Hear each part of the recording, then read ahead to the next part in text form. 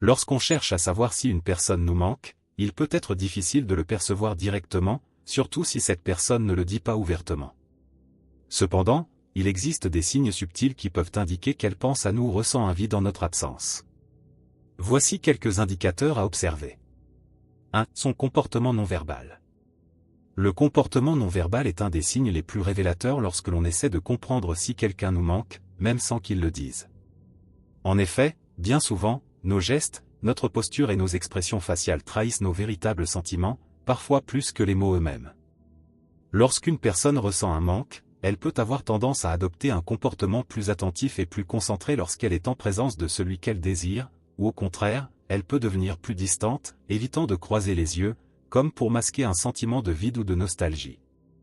Le regard joue un rôle essentiel dans ce domaine. Une personne qui nous manque pourrait avoir des regards furtifs ou prolongés, cherchant à capter une attention, ou bien un regard qui devient plus doux et moins intrusif, comme si elle était perdue dans des pensées liées à notre absence.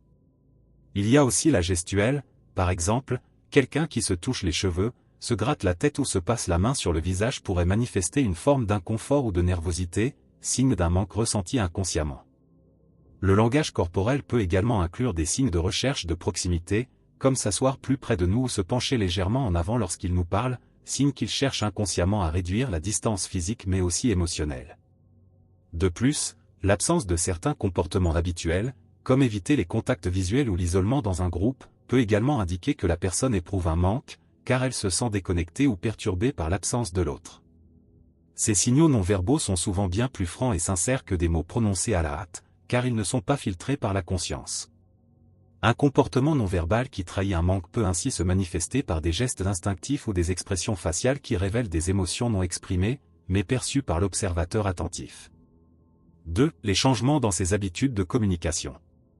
Les changements dans les habitudes de communication sont souvent un indice puissant que quelqu'un ressent un manque, même sans l'exprimer directement. Lorsqu'une personne pense fréquemment à nous ou nous manque, il est courant qu'elle modifie la manière dont elle interagit, cherchant ainsi à maintenir un lien tout en étant consciente de notre absence. Par exemple, cette personne pourrait commencer à envoyer des messages plus régulièrement, sans raison particulière, simplement pour initier une conversation. Ces messages peuvent être courts, mais leur fréquence accrue montre un désir de maintenir une forme de connexion, même de manière indirecte. Elle pourrait aussi poser des questions plus personnelles ou attentives, cherchant à savoir comment se passent nos journées, si nous allons bien, ou si quelque chose de particulier s'est produit récemment, comme si elle voulait être impliquée dans notre quotidien malgré l'éloignement. En outre, une personne qui ressent ce vide peut aussi devenir plus réactive aux messages que nous envoyons, répondant rapidement ou avec plus d'enthousiasme que d'habitude. Cela peut aussi se traduire par un changement dans le ton de ces messages, des échanges plus chaleureux, affectueux, ou même des compliments, montrant une volonté de renforcer le lien, et de compenser l'absence de la parole directe sur le manque. Elle pourrait également partager des choses de son quotidien ou des souvenirs communs, comme pour faire revivre des moments passés ensemble, en espérant raviver la connexion. Parfois, la personne pourrait adopter une posture plus mystérieuse, ne répondant pas à toutes les questions, mais laissant subtilement entrevoir des sentiments ou des pensées non exprimées, comme si elle attendait une réaction de notre part, un signe que nous ressentons la même chose. Enfin, un autre signe de ce changement dans les habitudes de communication peut être l'usage de plateformes de communication spécifiques. Si cette personne n'était pas très active sur certaines plateformes avant, elle pourrait y devenir soudainement plus présente, cherchant un moyen de nous joindre par différents canaux, comme pour pallier le vide de l'absence. Ces ajustements dans la manière de communiquer sont des signes évidents qu'une personne cherche à combler le manque ressenti sans nécessairement le verbaliser. 3. Les souvenirs partagés. Les souvenirs partagés sont l'un des moyens les plus subtils et significatifs pour une personne de montrer qu'elle ressent un manque, même sans le dire explicitement. Lorsqu'une personne nous manque, elle peut, de manière inconsciente ou consciente, évoquer des souvenirs communs pour revivre des moments passés ensemble. Ces références au passé peuvent être des rappels d'événements marquants ou des anecdotes que vous avez partagées, parfois même des détails qui ne semblent pas avoir une grande importance au premier abord, mais qui, en réalité, ont une valeur sentimentale particulière. Par exemple, cette personne pourrait mentionner un lieu où vous êtes allés ensemble, une chanson que vous aimiez écouter ou une blague interne qui vous faisait rire. Ces petites piques nostalgiques peuvent être des façons indirectes d'exprimer un vide ou un manque, car elles montrent qu'elle se souvient de vous et des moments passés. Parfois, cela peut aller plus loin avec des messages du genre « Je pensais à ce jour où on est parti en vacances ensemble » ou « J'étais en train de regarder les photos d'il y a quelques mois » ça me rappelle tellement de bons souvenirs. En faisant cela, la personne tente de raviver des émotions positives liées à vous, et ce faisant, elle renforce le lien affectif qu'elle éprouve, même à distance. Ce besoin de se raccrocher à des souvenirs est une manière de combler l'absence, de maintenir un lien avec le passé pour ne pas ressentir le vide de l'absence. En partageant ces souvenirs, la personne laisse entendre qu'elle pense à vous régulièrement et qu'elle ressent le manque de votre présence, sans avoir à le verbaliser ouvertement. Ces évocations du passé, qu'elles soient explicites ou implicites, sont souvent une forme discrète mais puissante de montrer qu'elle pense à vous, qu'elle garde un souvenir vivant de votre relation, et que ce manque est bien présent dans ses pensées. En outre, évoquer des souvenirs partagés peut aussi servir de prétexte pour renouer le contact ou suggérer qu'il serait agréable de recréer ces moments. Ce type de communication subtile révèle à la fois un désir de maintenir la connexion émotionnelle et un manque profond, qui se cache derrière les mots et les gestes. 4. Les petites attentions. Les petites attentions sont souvent des signes indiscutables qu'une personne nous manque, même si elle ne le dit pas ouvertement. Ces gestes peuvent sembler anodins au premier abord, mais ils révèlent une intention de maintenir un lien, de montrer qu'elle pense à nous malgré l'éloignement. Lorsqu'une personne ressent notre absence, elle peut multiplier ces petites marques d'attention, parfois de manière discrète, pour combler le vide qu'elle éprouve. Cela peut commencer par des gestes simples, comme nous envoyer un message à des moments inattendus, juste pour savoir comment nous allons, ou même partager un article, une chanson, ou une image qui pourrait nous plaire, montrant ainsi qu'elle pense à nous et souhaite renforcer la connexion. Une personne qui ressent un manque peut aussi prendre l'initiative de nous offrir des cadeaux, même modestes. Il peut s'agir d'un petit objet qu'elle sait qu'on apprécie ou d'un cadeau symbolique en lien avec un souvenir commun. Ce geste montre qu'elle essaie de combler l'absence en apportant quelque chose de concret, un moyen de rappeler sa présence dans nos vies, même de manière indirecte. Parfois, ces attentions prennent la forme de gestes plus personnels, comme prendre le temps de nous écouter attentivement, nous poser des questions sur notre journée, ou nous encourager dans nos projets. Ces petites marques de soin et d'intérêt peuvent être perçues comme une manière de compenser le manque de manière affectueuse, de montrer qu'elle s'inquiète pour nous, même à distance. Il peut aussi arriver que la personne tente de créer des opportunités de se retrouver, en suggérant des activités à faire ensemble à l'avenir ou en partageant des projets qu'elle aimerait qu'on vive ensemble. Ce type de comportement peut sembler naturel au début, mais lorsqu'il s'intensifie, il reflète un désir de renouer le contact, de combler un vide émotionnel. Ces petites attentions, que ce soit un mot gentil, un geste attentionné ou même un message au moment où on en a besoin, révèlent une volonté de maintenir un lien affectif, malgré l'absence physique. Elles sont souvent un moyen pour cette personne de faire savoir qu'elle pense à nous, sans avoir à exprimer verbalement qu'elle nous manque, et de tenter de réduire le sentiment de distance qui s'est créé. 5. Les changements dans ses activités.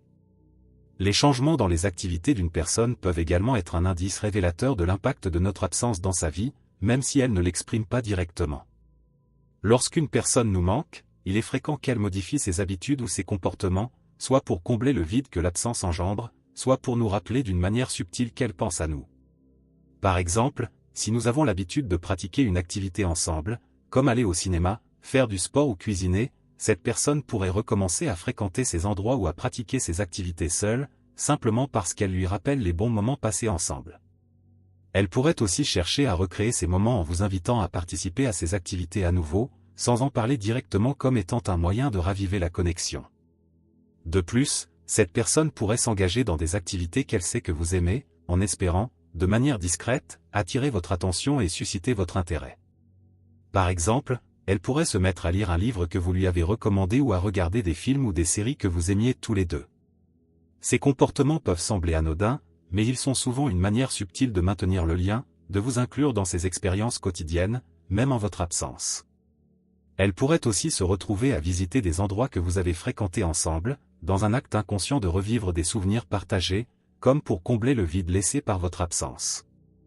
Il y a aussi des changements dans ces activités sociales qui peuvent être révélateurs. Cette personne pourrait passer plus de temps avec des amis ou des connaissances que vous avez en commun, dans l'espoir de se sentir plus proche de vous à travers eux, ou pour évoquer des sujets et des souvenirs qui vous relient. Parfois, ces changements peuvent être perçus comme une tentative de se reconnecter à son passé, de se réapproprier des moments qui lui sont chers, tout en attendant que la situation se transforme pour recréer un lien avec vous. Dans certains cas, il est aussi possible que la personne cherche de nouvelles distractions ou de nouvelles activités pour occuper son esprit et éviter de penser trop intensément à l'absence. Cela peut inclure un investissement plus important dans ses loisirs, son travail ou ses projets personnels, comme pour se donner un but et combler un sentiment de vide. Cependant, ce type de changement dans ses activités peut aussi être une forme de stratégie inconsciente pour détourner l'attention du manque qu'elle ressent et se concentrer sur autre chose.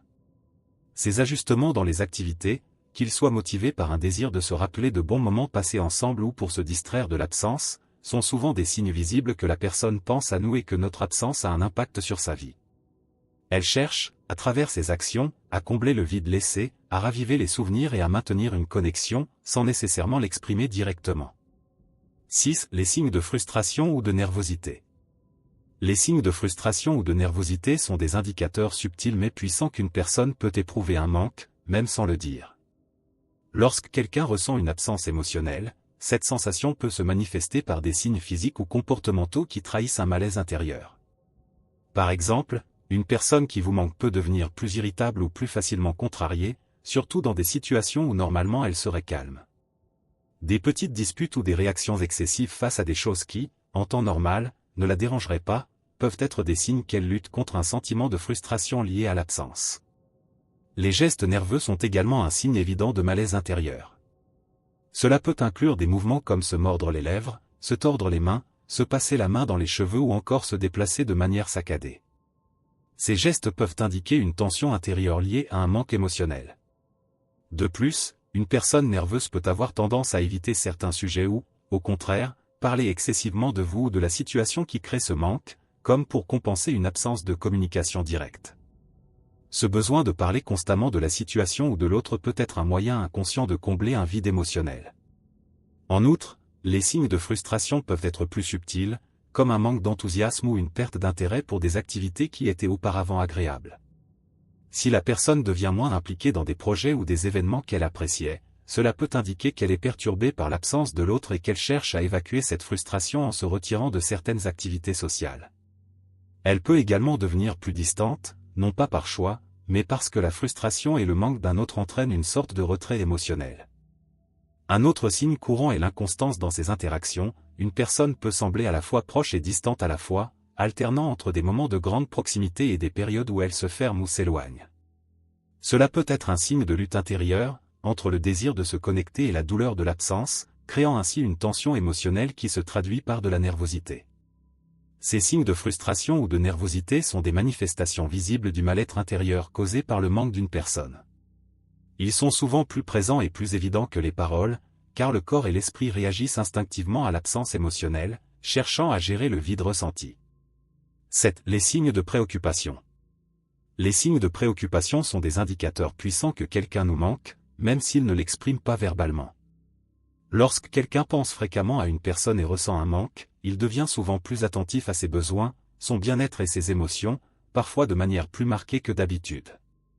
Cela peut se traduire par une vigilance accrue à notre égard, une attention particulière portée à nos sentiments, à notre humeur et à nos actions. Par exemple, cette personne pourrait s'inquiéter si vous semblez fatigué, stressé ou contrarié, vous envoyer des messages pour prendre de vos nouvelles ou vérifier si tout va bien. Elle pourrait aussi remarquer des petits détails de votre vie, comme un changement dans votre comportement ou votre routine, et en faire part, montrant ainsi qu'elle est attentive à votre état émotionnel et physique. Les signes de préoccupation peuvent également prendre la forme de conseils ou de suggestions. Par exemple, si vous traversez une période difficile, la personne pourrait être plus encline à vous donner des conseils ou à vous encourager, dans le but de vous apporter son soutien, même à distance. Elle pourrait essayer de vous rassurer, de vous encourager à prendre soin de vous ou à faire certaines choses pour aller mieux, en montrant une véritable inquiétude pour votre bien-être, parfois même en se sacrifiant pour vous soutenir dans vos projets ou défis. Il est aussi possible que la personne cherche à résoudre des problèmes ou des difficultés que vous rencontrez, en vous proposant son aide de manière proactive. Si vous avez mentionné un souci, une tâche difficile ou une situation stressante, elle pourrait chercher à vous apporter des solutions, même sans que vous lui ayez demandé.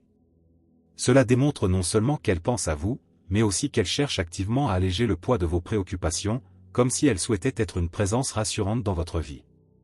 Les signes de préoccupation se manifestent également dans le fait qu'elle s'intéresse davantage à vos projets ou à ce que vous entreprenez.